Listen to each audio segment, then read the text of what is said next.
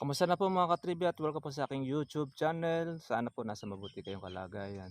Ngayon ayon po sa may pag-asa, himina na po ng kaunti yung pong super typhoon na si Inday. Ngayon dito po sa amin, di pa namin pong naramdaman pa yung bagyo. Merong ulan kangina pero yung ulan na thunderstorm. Kaya yon, isa rin po mga ka-farmers na magandang balita. Ito na po yung mga buko natin ng pang September. Ayan, nakumpul-kumpulan mga ka-farmers. Oh.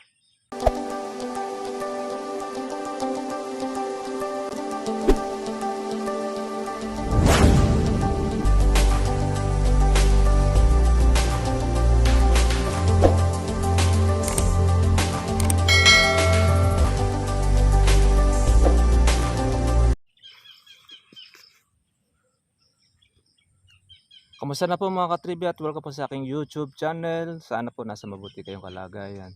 Ngayon ayon po sa may pag-asa, himina na po ng kaunti yung pong super typhoon na si Inday. Ngayon dito po sa amin, di pa namin pong naramdaman pa yung bagyo. Merong ulan kangina pero yung ulan na thunderstorm. Kaya yon, isa rin po mga ka-farmers na magandang balita. Ito na po yung mga buko natin ng pang September. Ayan, nakumpul-kumpulan mga ka-farmers. Oh. Silaki na po ng gasaresa.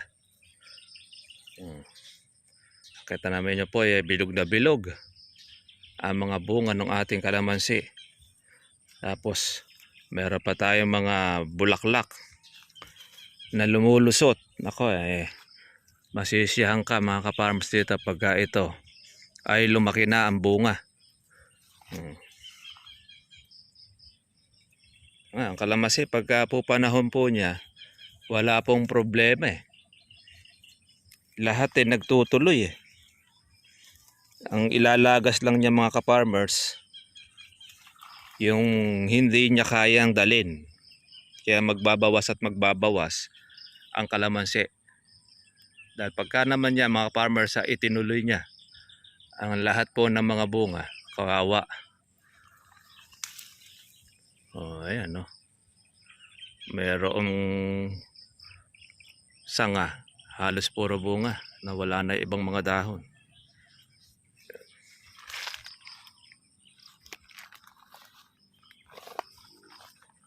Matagal-tagal po mga farmers po na uli na hindi na ulit po yung ulan. Ito yung ating tataniman po ng sili.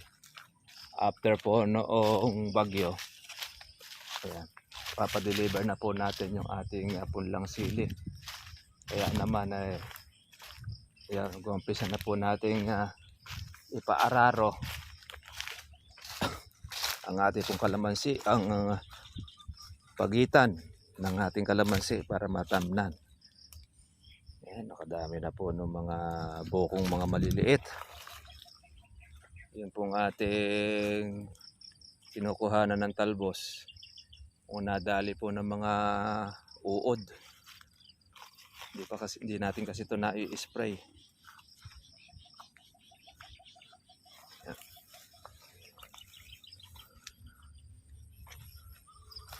Kaya libot muna tayo. Oh. Ang dami pong bulaklak oh. Yan ang ating pang November mga katribya. Ngayon ay July, August, September, October. Sa November ay malalaki na po yan. Pero katapusan ng October, itong bulaklak na yan ay po pwede pa natin mga ka-farmers na makuha, mapitas. Kaya wala pong hinto eh. Mapabunga, pati na rin po yung pagbubulaklak.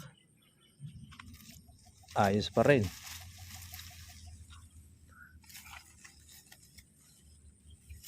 Atin yung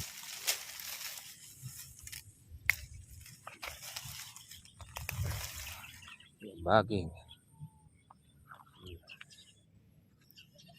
Ang dami pong mga maliliit na mga buko. Saan pa manggagaling po yung mga bunga po niyan. Tsaka healthy mga ka-farmers po yung ating pong bulaklak. So, tingnan ninyo. Lalagas na rin po ibang mga maliliit na mga buko. Yan yung tinatawag na paglalagas o pagbabawas. Kaya hindi mo maiiwasan sa kalamansi ay mag-automatic po siya na magbabawas ng bunga dahil doon sa dami po ng kanyang binulaklak. Tingnan po, pati po yung harabas sa kalamansi nawala na. Oh. Lumipas na siya. Kumpara mo dati, ini-sprayin mo, nagkakaroon pa ng marami pang harabas. Ayan, kumpul-kumpulan mga ka-farmers po yung mga bukong mga maliliit. Oh. Ang dami niyan. Oh, yung pong mga bulaklak natin. Mga buo. Oh, ganda na pagkabilog. Oh. Wala pong spray na nangyari dyan, pero ang ganda ng buko. Alam nyo mga katribya, pagka panahon po ng tag-araw, kung lahat po ng kalamansi ganito na wala pong sira at hindi po ini-spray, malamang kako ang kalamansi niya baka hindi na pumabili. Pero dahil sa marami pong mga maninira at marami mga insekto, kaya ang kalamansi po ay hindi nagbabago ang presyo na permis po na mahal. Ganyan po ang nagiging resulta. Kaya mabenta pa rin ang kalamansi natin. Bumaba man siya ay hindi po siya ganong bagsak na bagsak. Nung araw kasi sabi ni tatay noong sila bago-bago pa lang sa kalamansi ganito. Tatay ko kasi mga nasa almost 30 years plus, 35 ganyan. Pagka ang kalamansi nagbulaklak ng ganito karami, mangutang ka na. Bakit? Kasi lahat ng bunga niyan tuloy. Meron ka nang ibabayad. Kaya sure na sila pagka po magsasabog lang pataba at namulaklak, okay na. Pero ngayon, kahit na buwan na po ng June, mayroon pa rin pong mga maninira. Buwan ng Mayo, ito sa bagay ito, bunga ito mga farmers po ng Mayo Yung bulaklak ng Mayo, meron masisir. Pero noon, pag kami ay natapos ng spray ng buwan ng March, stop na spray namin noon. Yung ibubulaklak po ng April, hindi na po namin ini-spray. Kasi tuloy na siya. Yung kaya yung bunga ng June tsaka July, iyan, maraming bunga. Pero ngayon, pag huminto ka ng spray ng April, ng March, wala ring matitira sa bunga ng kalamansi mo. Kaya obligado ang ating po mga farmers magsipag-spray para mayroong matira dun sa kanilang bunga. Ito, hindi na po tayo nag-spray niya itong mga buko na ito. Ayan. Pero makapal po ang kanyang naging bunga. Halos naputi siya ng bulaklak at saka mga buo. Mayroon pa siya mga ka-farmers ngayon na bulaklak ng kalamansi.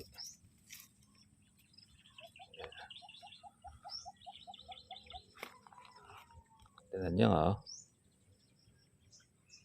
Buti na lang po itong kalamansi natin, hindi po siya nasaktan po ng mainit dahil na-spray po natin ito ng ating foliar na galing po sa Candaba.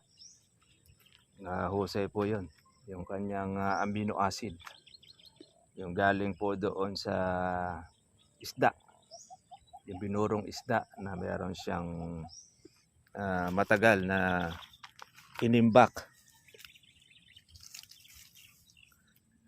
Tapos nilagyan po niya ng pulot. Spray natin ito. Kaya po siya hindi po nag-inda.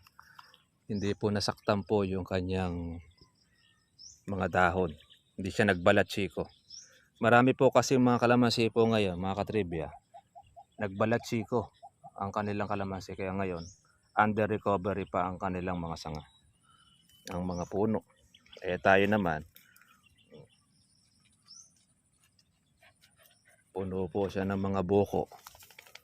Ay naman pong ating halawin ay lumalaki-laki na rin.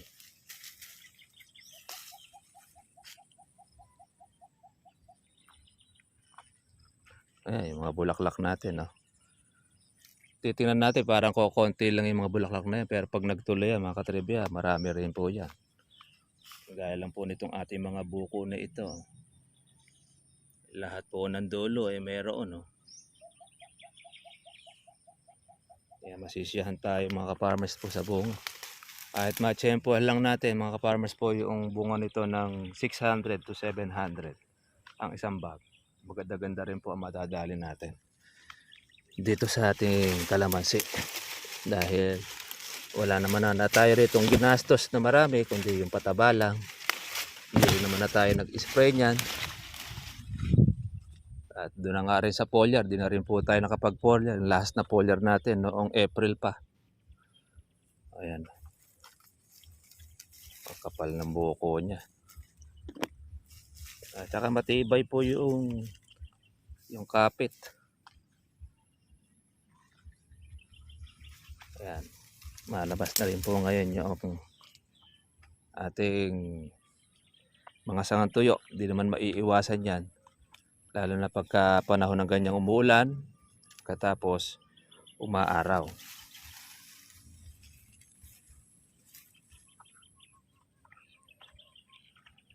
Ito yung damo mga ka-farmers po na makapal. Kaya ito, nalilinisan natin after po natin na ma-spray. Yan, nagkuhan po ulit tayo rito. At naulan, kaya lumalakas na naman ulit po mga ka-farmers po yung puwersa ng damo. Yung ating tataniman po ng ating sili.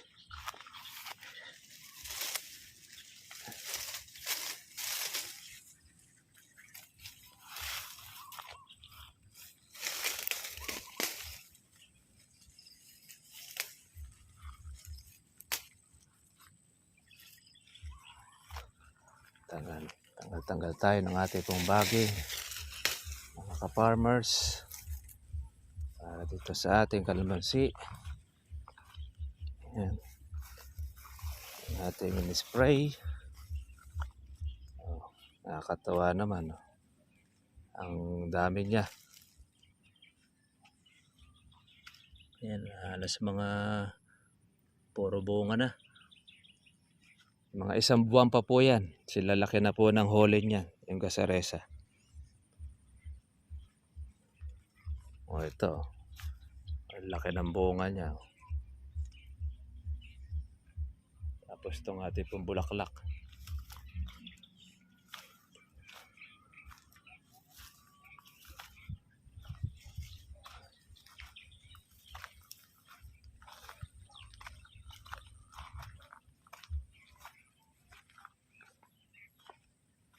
Malaki na rin ang bunga nito ang isa.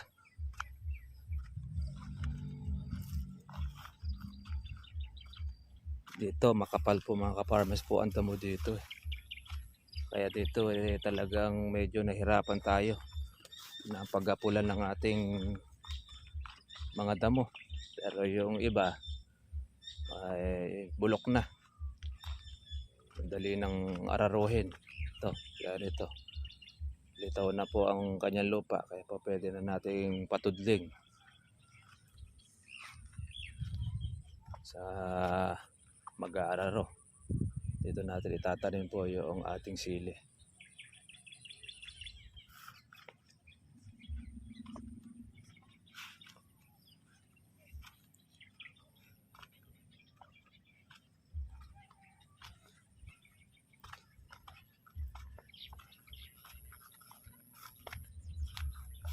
Yung saging, pati rin ng kapitbahay, lumilipat na sa atin yung saging niya.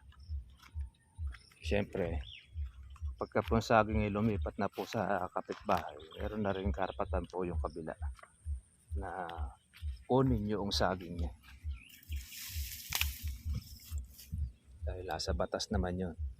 Sasabihin mo lang doon sa may-ari. Nakuha na rin yung puso ng saging yan.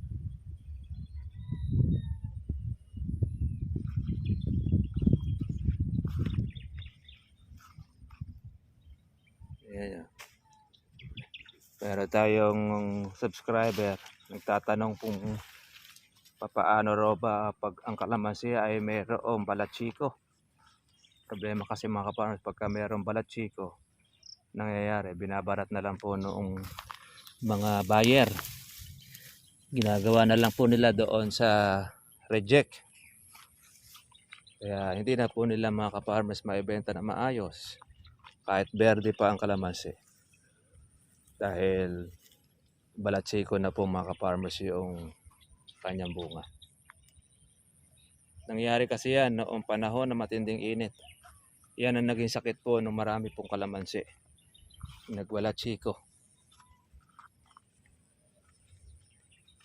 Ang ginagawa naman natin niya pagka po ang kalamansi po ay merong ganun. Iniiwasan po natin siya na maglagay ng yung mga pino pong mga pataba. Minsan nagki-trigger pa, umiinit. Ang ginagawa natin dyan, foliar. Mag-spray kayo mga ka-farmers po ng foliar na pampaberde, pampakapit ng bunga, pampakinis. Yan, po pwede po yan sa inyo pong kalamansi. Pero ngayon naman pong nag-uulan na, wala na. Hindi na po tayo nag-i-spray niya. Yan, kita ninyo mga ka-farmers po yung ating mga buko. Para po siyang mga garapate. Napakadami. Pagka panahon po ng tag-araw, hindi mo makikita yung ganyang kakapalang bunga.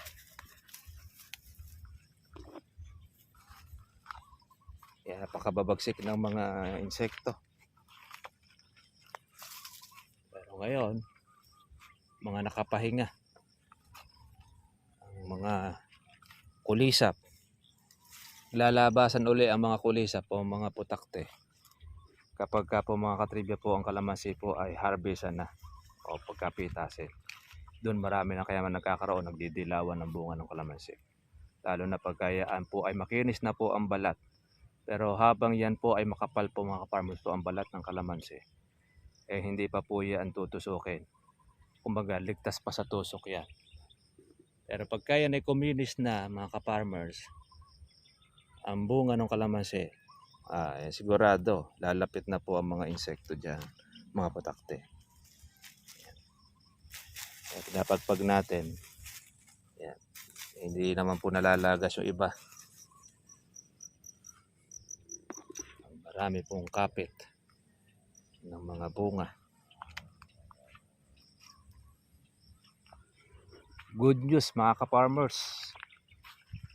Tumaas uli po ngayon mga ka-farmers po yung ating presyo ng kalamansi.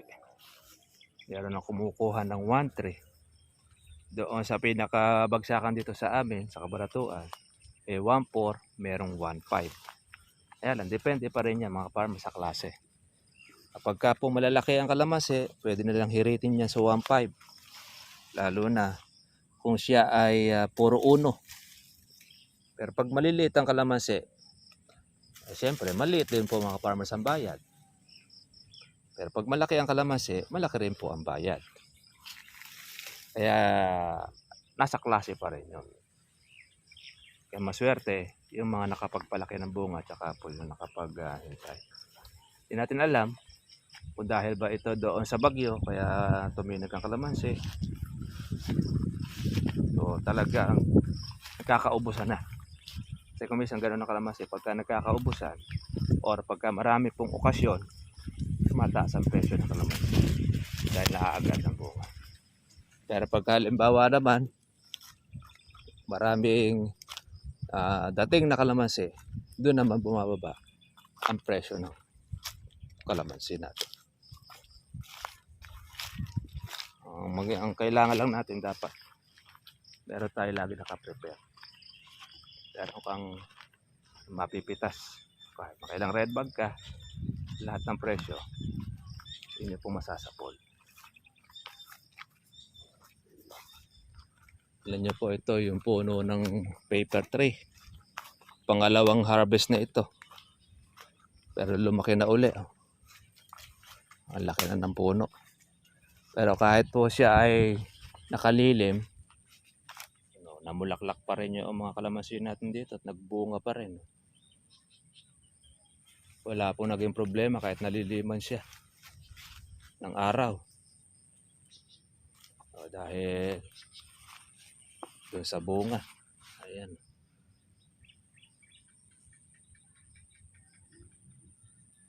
Napakaganda naman ng mga buko niya. Bilog na bilog. Walang hassle.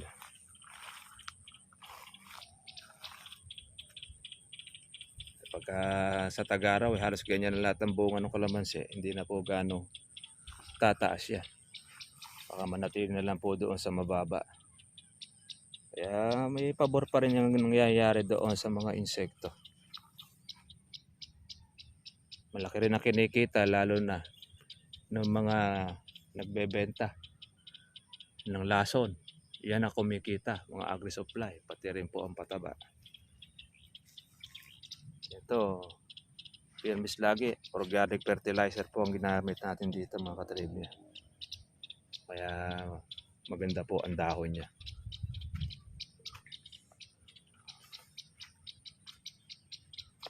Hindi na po tayo ng halaw ngayon dahil bagyo nga po. Ay bukas po mga ka-farmers po mararamdaman ang habagat. Kaya bukas niyan malamang baka may pagtinag uli ang kalamansi. Ay ngayon pa lang maganda na yung kalamansi dahil 1-3 na siya. Iba-iba. May 1-1, may 1-2. Depende. Doon po sa buyer na inyong kausap. Paano mga ka-farmers? Dito na lang po muna po ang ating pong vlog at ingat nawa po tayo dito po sa paparating po na bagyo na magiging maulan. At yun nga, monitor lang din po tayo sa presyo po ng ating pong kalamansi. Magandang balita, medyo tuminag po ang presyo ng kalamansi po natin ngayong araw na ito. Kita-kita lang po tayo mga farmers bukas. God bless sa inyo lahat. Bye-bye.